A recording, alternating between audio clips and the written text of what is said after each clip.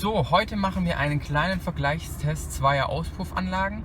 Bei dem Auto handelt es sich um einen BMW Z4 E85 3,0 Liter mit 231 PS.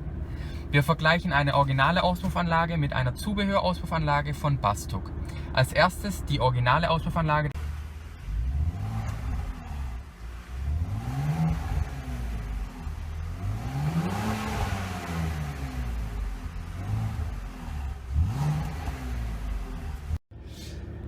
Das war jetzt die originale Anlage und jetzt kommen wir zur Zubehöranlage.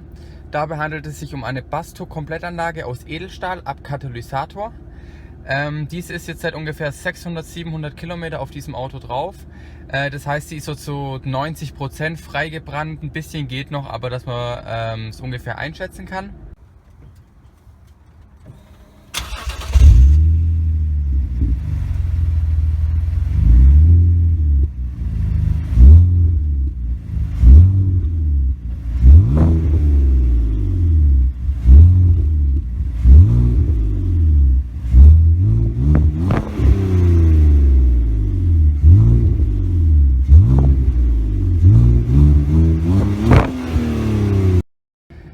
Ich hoffe, man konnte jetzt die Unterschiede hören, was es denn ausmachen kann, eine Zubehörauspufanlage zu kaufen.